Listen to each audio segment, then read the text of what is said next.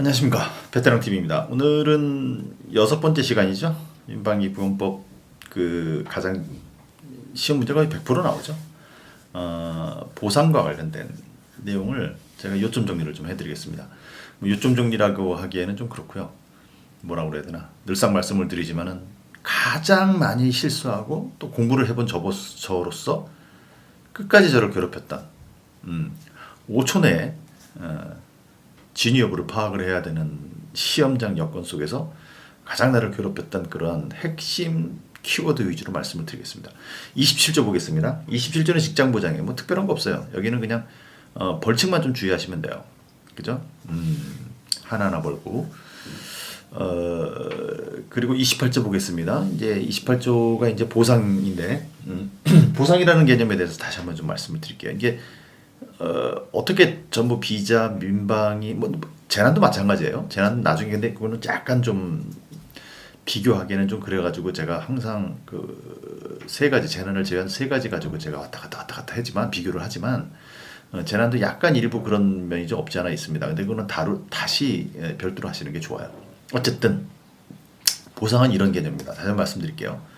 사람에 대한 보상이냐, 물자에 대한 보상이냐. 그러니까 물자가 훈련 중에 손실을 입었으면 당연히 물자에 대한 보상일 것이고, 사람은 다치거나 죽었을 때 사람에 대한 보상이겠죠. 그렇게 크게 두 가지로 나눕니다. 사람에 대한 거냐, 물자에 대한 거냐. 근데 사람에 대한 것도 두 가지로 나눕니다.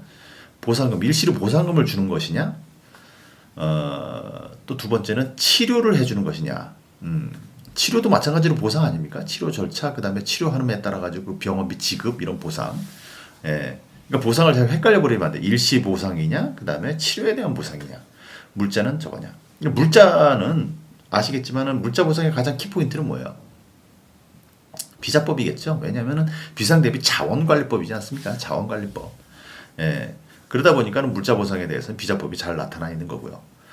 그리고 사실 민방위하고 예비군은 물자는 없어요. 그렇지 않습니까? 민방위 사람이지 않습니까? 예비군 사람이지 않습니까? 물자 보상은 별로 없어요. 없죠. 없어야 정상이죠. 근데 다만 긴급조치하고 응급조치할 때는 물자를 징발을 하거나 이렇게 강제로 참여를 시키게 하는 거기 때문에 그때 물자 보상이 일부 들어가죠.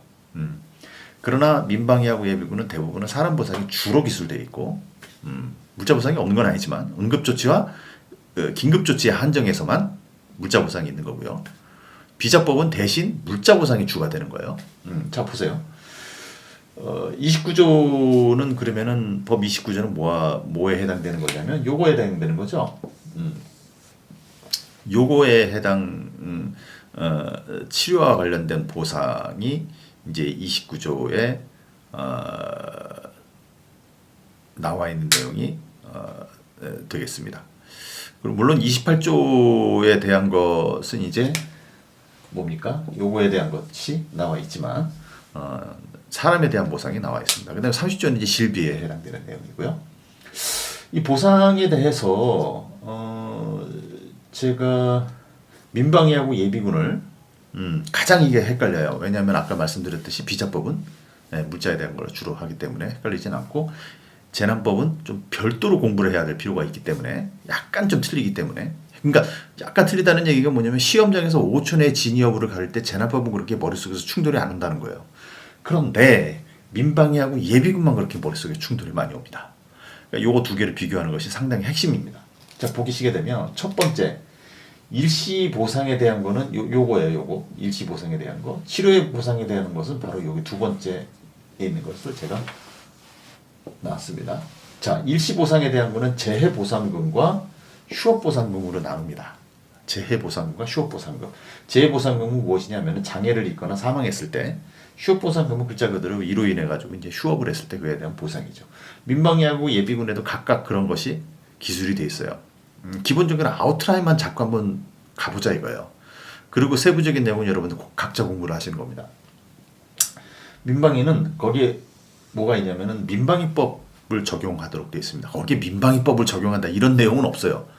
그러나 민방위법에 재보상금하고 휴업보상금은 뭐 몇 배를 주고 언제를 주고 어떻게 한다. 그럼 민방위법을 적용한다는 거잖아요. 민방위법이 있습니다. 예비군은 군인연금법을 적용한다라고 예비군법에 나와 있어요.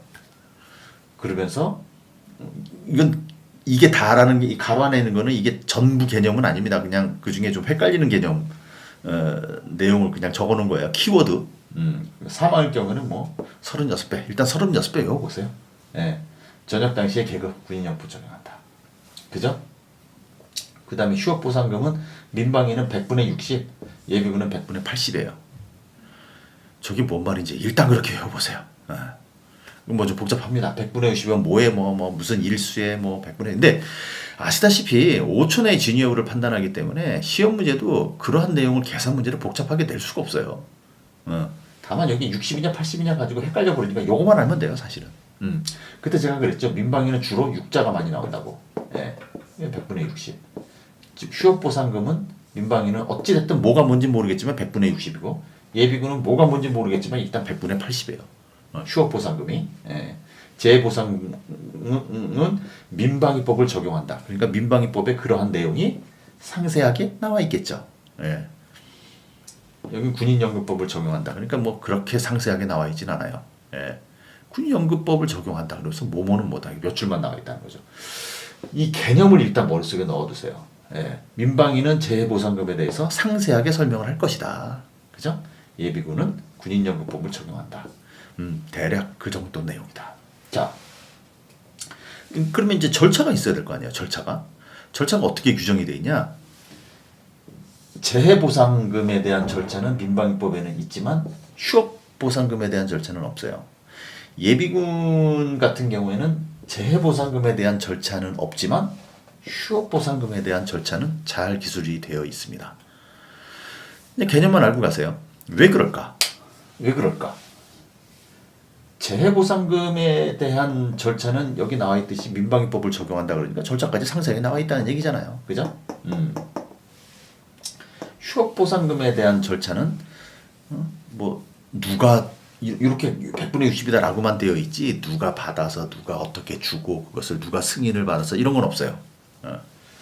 재해보상금에 대한 걸 위주로 많이 기술이 되어 있습니다. 예비군 같은 경우에는 반대예요. 왜 그럴까요? 재해보상 같은 경우에는 군인연금법을 적용한다고 했으니 군인연금법이 얼마나 자세히 나와 있겠어요. 거기서 누가 받아서 누가 저기를 한다. 그렇지만 이 휴업보상금에 대한 절차는 여기는 기술이 되어 있습니다. 요 개념만 가지고 가서 이게 아주 유용하게 써먹습니다. 시험장에 가서는. 예. 아 그렇구나. 요게 휴업보상금에 대한 내용이구나. 요게 재해보상금에 대한 내용이구나. 머릿속에 1초 내에 떠올라야지 그 지문에서 진위 여부를 판단하지. 가만히 있어봐. 이게 민방위 적인가 예비군에 대한 얘기인가. 예. 그렇다고 다시 앞장 넘겨가지고 내가 지금 민방위 풀고 있는 건가? 이거 볼 수는 없지 않습니까? 치료보상에 대한 거는요. 민방위든 예비군이든 관련 근거가 전부 국가유공자 예우 및 지원에 관한 법률 그리고 보훈 대상자 지원에 관한 법률에 다 나와 있습니다. 거기에 근거를 한다 이렇게 돼 있어요. 그도 그럴 듯이 여러분들 민방위든 예비군이든 군이잖아요. 국가를 위해서 일을 하는 거니까 거기에 다쳤다 또는 사망을 했다 이랬을 경우에는 국가유공자 지원에 관한 법률과 보훈대상자 지원에 관한 법률에 따라서 다쳤을 때는 이렇게 뭐 보훈병원이든지 뭐 이렇게 하고 사망했을 경우에는 뭐 뭡니까 국군묘지라든지 아니면은 뭐 이런 장례 절차 이런 것들도 있을 것이고 또 유족에 대한 어떤 특혜라든지 보상이라든지 이런 것들도 있을 거 아니에요. 그러니까 관련된 근거는 여기에 이렇게 나와 있습니다. 그러면 그 사람이 다쳤다, 부상을 입었다, 최초에 다쳤다, 부상을 입었다. 요거는 재해보상금은 사망장애니까 이거 어떻게 보면 결론적인 얘기잖아요. 결론적인 얘기. 요거는 다쳤다, 다쳤으니까 돌아가신 거고 다쳤으니까 장애를 입은 거 아니에요. 이렇게 하다가 여기에도 치료가 되다가 그 다음에 돌아가시거나 장애를 입으면은 일시보상금으로 이것도 준다 이런 얘기예요. 그러니까 한마디로 얘기해서 이거하고 별개는 아니죠. 1년의 연속손상이 있다는 얘기죠.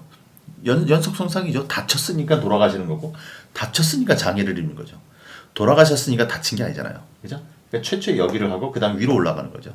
여기에서 국가유공자 법률과 보훈주상자 법률에 따라서 치료를 하고 뭐 유족에 대한 뭐 이런 것들을 하다가 돌아가시면 일시금으로 또 주기도 하고 그 다음에 휴업 보상금은 별도 뭐 다른 얘기지만 이건 다친 게 아니니까 어쨌든 그렇잖아요. 그래서 일단 다쳤다. 그러면은 훈련 중에 다치거나 실제 동원이라든지 이런 거에 다친 거기 때문에 국가유공자나 보건대상 지원 법률에 따라서 둘 다 공이 적용을 받는다.